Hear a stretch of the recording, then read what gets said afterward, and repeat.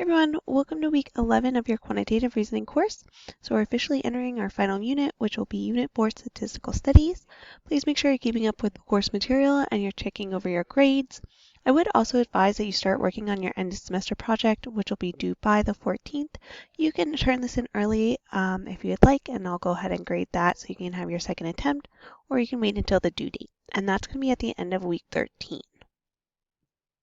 So for this week, you're also doing lesson 13. So we'll do lesson 13A, B, and C. You'll have your quiz, and again, just be working on that project and turn in your notes. If you have any questions, please let me know. I did add additional Zoom hours. So I kept all my student hours. I put out that survey a couple weeks ago. So what I did is I added an open Zoom time from 12 to 1 on Mondays, and then from 9 to 10 on Wednesdays, and that Zoom link is right down here.